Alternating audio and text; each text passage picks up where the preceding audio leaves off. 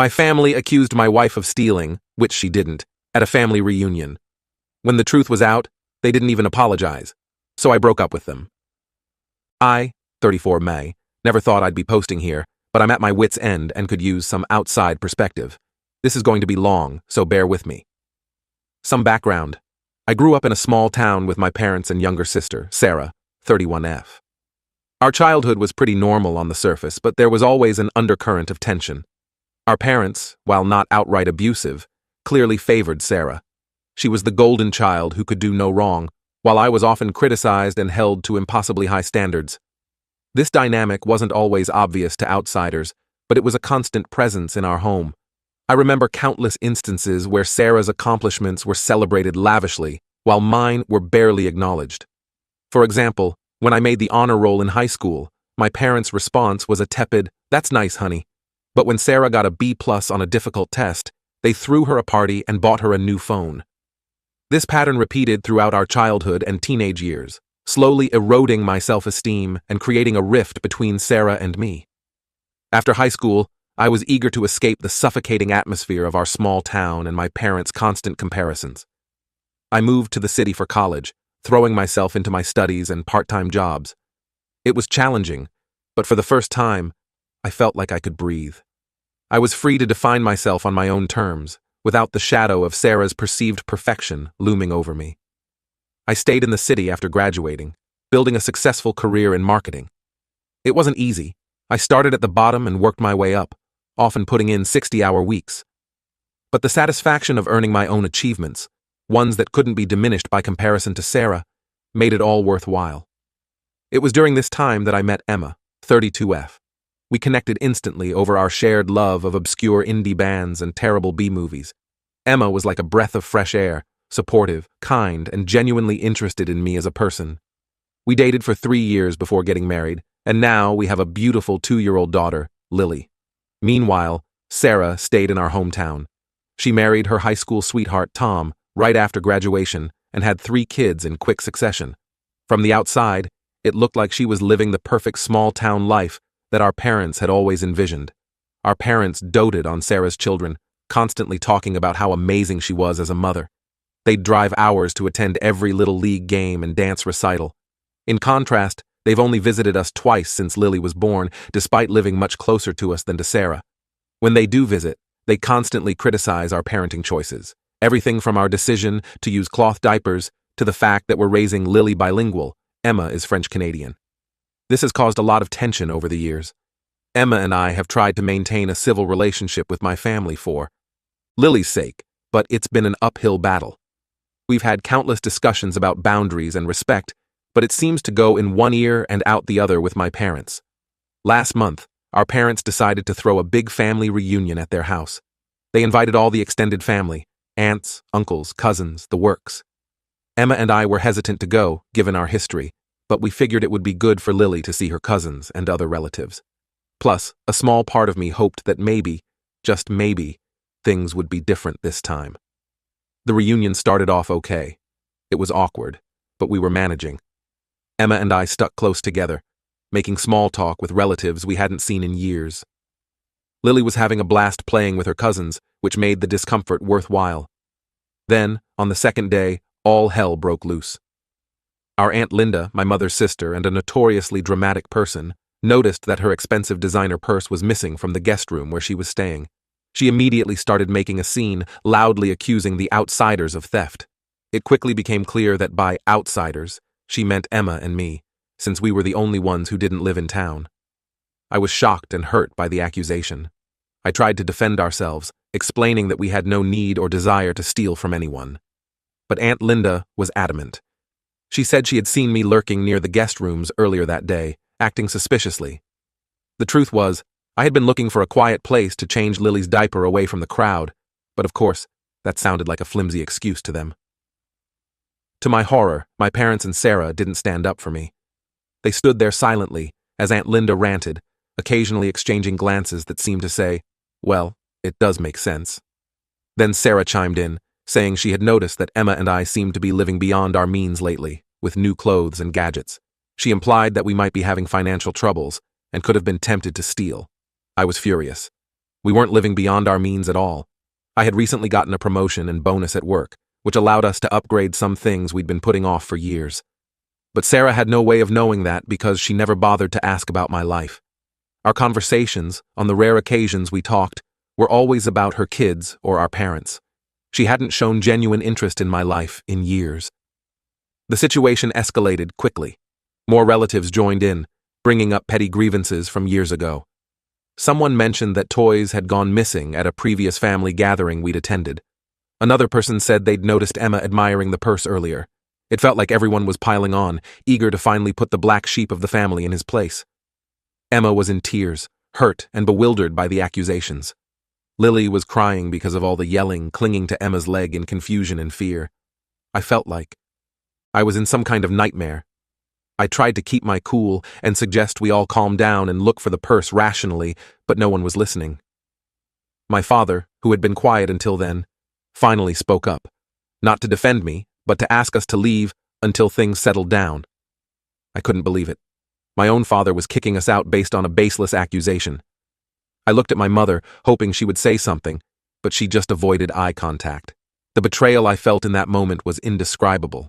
We packed up our things in record time, with various relatives watching us like hawks to make sure we didn't take anything else. As we were leaving, Aunt Linda dramatically announced that she would be filing a police report. I told her to go ahead, knowing we had nothing to hide, but inside I was seething with anger and humiliation. The drive home was tense and quiet, broken only by Lily's occasional sniffles. Emma and I were both in shock, trying to process what had just happened. How had a family reunion turned into us being accused of theft and kicked out? How could my own family turn on us so quickly, with no evidence? It's been 2 weeks since then, and the situation has only gotten worse. Aunt Linda did file a police report, and we had to endure the humiliation of being questioned by local officers. They didn't find any evidence against us, of course, but the damage to our reputation was done. Word spreads fast in a small town, and I'm sure by now everyone has heard a distorted version of events painting us as the villains. My parents and Sarah haven't reached out once to apologize or even check on us. It's like we've ceased to exist for them. Meanwhile, flying monkeys from the family have been messaging us non-stop, alternating between guilt-tripping us to return the purse and apologize, and threatening us with legal action. It's exhausting and infuriating. Emma is devastated. She's always been insecure about not being fully accepted by my family, and this has confirmed her worst fears. She's talking about cutting off contact with all of them, and honestly, I'm tempted to agree. The thought of exposing Lily to this toxic dynamic makes me sick to my stomach. I'm hurt, angry, and confused. I don't know how to move forward from this. Part of me wants to fight to clear our names, to force my family to acknowledge how badly they've treated us. But another part just wants to walk away from this toxic family dynamic for good. I keep replaying everything in my mind, wondering if there were signs I missed, or if this betrayal was always inevitable. The hardest part is realizing that the family I thought I had, the one I've been trying to please my entire life, doesn't actually exist. They've shown their true colors and it's ugly. I'm grieving for the relationships I thought we had, even as I'm angry at myself for not seeing the truth sooner. So, Reddit, what do I do now? How do I protect my wife and daughter from this mess? Is there any coming back from this level of accusation and betrayal? Should I even want to? How do I start to heal from this and move forward? Any advice or similar experiences would be greatly appreciated. Update 1. Thank you all for your supportive comments and advice on my original post. The outpouring of kindness from strangers on the internet has been overwhelming and deeply appreciated. A lot has happened in the past week, so I wanted to give you an update. First, some good news. The missing purse was found. But of course, in true fashion for my family, this discovery only led to more drama and revealed even deeper issues in our family dynamic. It turns out that my 7-year-old nephew, Sarah's oldest son, had taken the purse. He apparently thought it would be funny to hide it and watch everyone search for it. When things escalated and he realized how serious the situation had become, he got scared and kept quiet. I can't really blame him. He's just a kid who made a mistake and then got in over his head. The truth came out when Sarah was cleaning his room and found the purse stuffed in the back of his closet. According to Sarah, he broke down crying and confessed everything. I can only imagine how terrified and guilty he must have felt, carrying that secret while watching the chaos unfold around him. You'd think this would immediately clear our names and lead to a flood of apologies, right? Well, you'd be wrong. The way my family handled this revelation says a lot about their priorities and the dysfunctional patterns that have been in place for years. Sarah called our parents first, and together they decided to handle the situation quietly. Their plan was to return the purse to Aunt Linda and smooth things over without involving us or addressing the false accusations. They were more concerned about protecting my nephew, and by extension Sarah's reputation as a mother, than about clearing our names or acknowledging the harm they had caused us. Luckily, or unluckily, depending on how you look at it, Aunt Linda has a big mouth. She immediately started calling everyone to announce that her purse had been miraculously found in Sarah's house. That's how we found out about it, through a distant cousin who called to apologize for believing the accusations against us. I was floored. Not only had they found definitive proof of our innocence, but they were actively trying to sweep it under the rug without acknowledging the harm they'd caused us. It was a stark reminder of how little we mattered in the family hierarchy. I called my parents, demanding an explanation. The conversation did not go well. They tried to downplay the whole incident, saying things like, "It was all a misunderstanding, and let's just put this behind us." When I pressed them on why they didn't immediately call us to apologize, my father actually said, "Well, we didn't want to bother you if it turned out to be a false alarm." I lost it at that point. All the hurt, anger, and resentment I'd been holding back came flooding out. I told them exactly what I thought of their behavior, their favoritism, and their willingness to throw Emma and me under the bus. I laid out every instance of unfair treatment over the years, from childhood until now. I brought up specific incidents, the time they forgot my high school graduation because Sarah had a minor fender bender, the way they dismissed my career achievements while praising Sarah for being a stay-at-home mom, how they always sided with her in any disagreement between us. I told them how their behavior had affected my self-esteem and my ability to trust people. It was like a dam breaking. Years of pent-up emotions came pouring out. My mother started crying, playing the victim as usual. She kept saying things like, "How can you say these things to us? We've always loved you." My father yelled back, accusing me of being oversensitive and ungrateful. He actually had the audacity to say that if I had visited more often or made more of an effort with the family, none of this would have happened. It was classic Darvo: deny, attack, reverse victim, and offender. I hung up on them mid-sentence. I was shaking with anger and felt physically ill. Emma held me as I broke down, the stress of the past few weeks finally catching up to me. It was a mix of relief at finally saying these things out loud and deep sadness at realizing that even now, my parents couldn't acknowledge their role in hurting me. Sarah tried to call multiple times, but I couldn't bring myself to talk to her.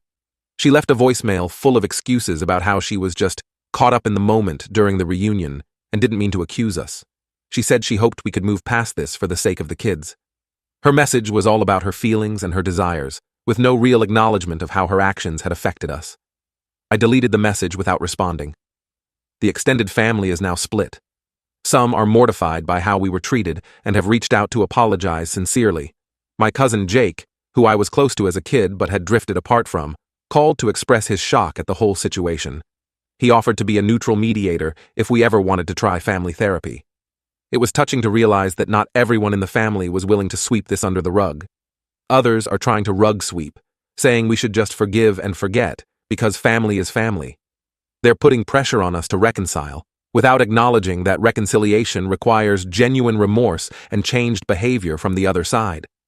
A few are even suggesting that we should apologize for overreacting and causing a scene at the reunion. It's mind-boggling how they can twist the situation to somehow make us the bad guys. Emma and I have decided to take a big step back from my side of the family. We're not going no contact yet, but we're setting firm boundaries. We've blocked the flying monkeys and our only, responding to direct communication from immediate family. We're also looking into family therapy to help us process this trauma and decide how to move forward.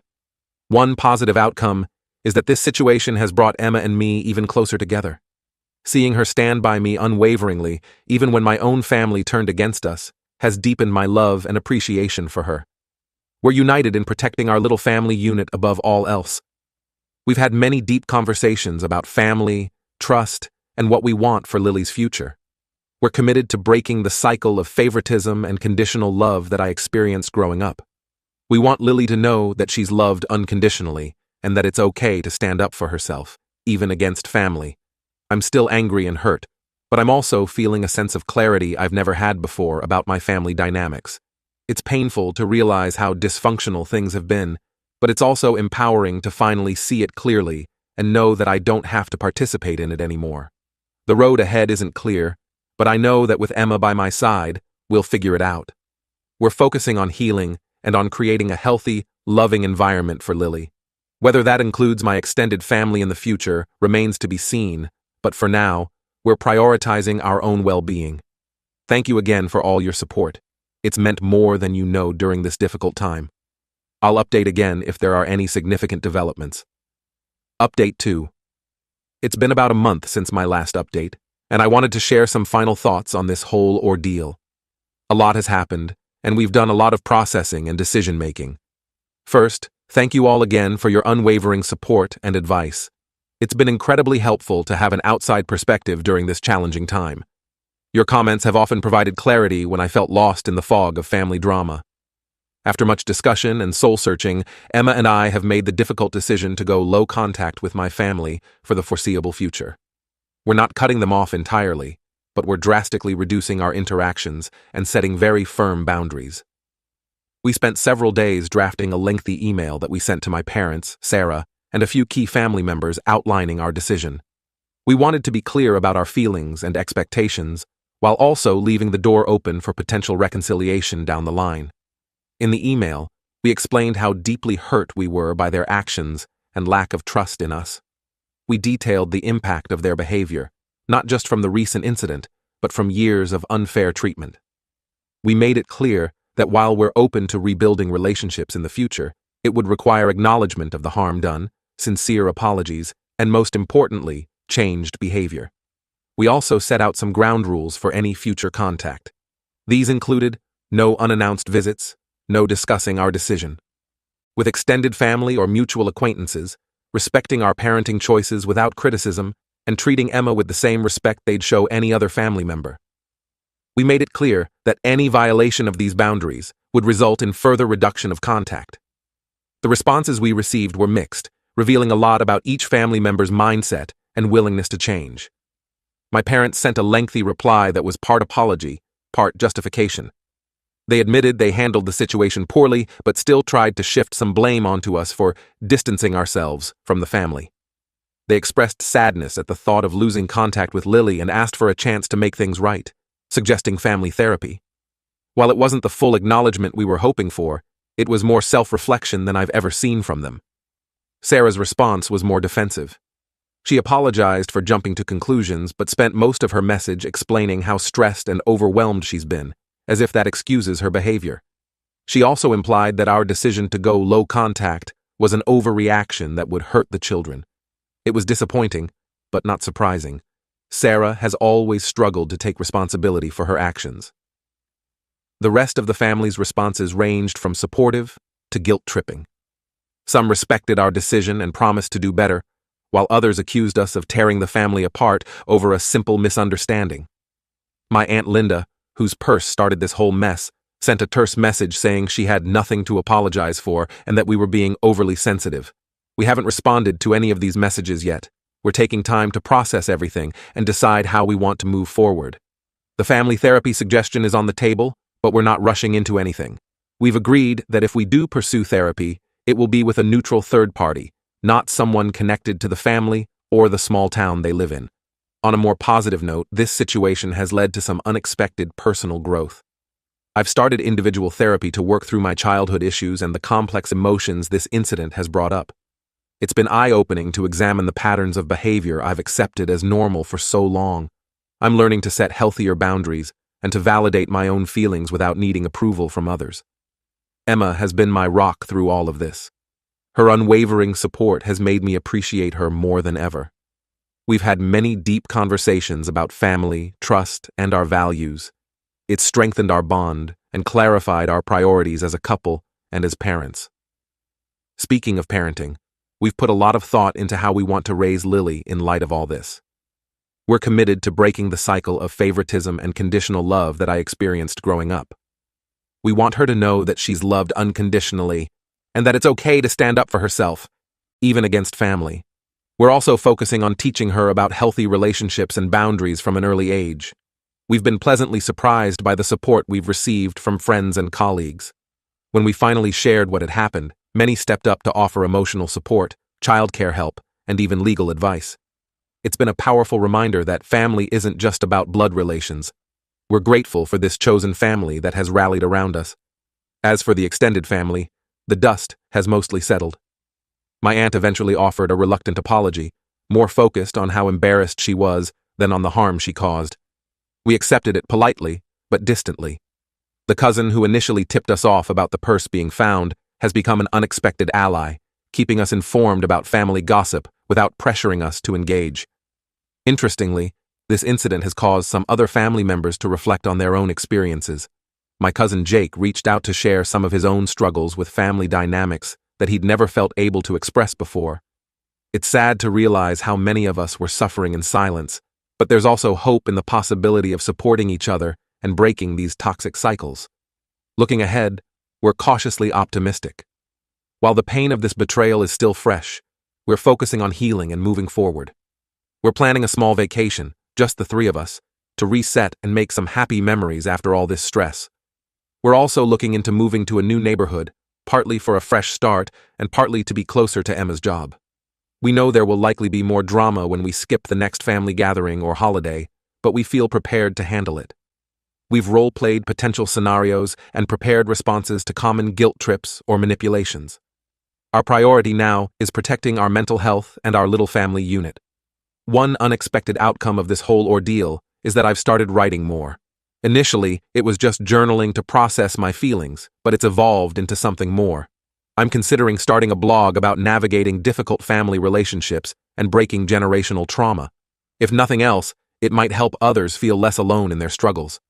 To anyone going through similar family struggles, know that it's okay to prioritize your own well-being. It's not selfish to set boundaries, even with family. Healing is a journey, and it's okay if it takes time. Surround yourself with people who respect and support you, whether they're related to you or not. Thank you all again for being a part of this journey with me. Your kindness and wisdom have been a bright spot in a dark time. I may not update again unless something significant changes, but please know that your support has made a real difference in our lives. We're moving forward with hope, determined to create the healthy, loving family environment that everyone deserves.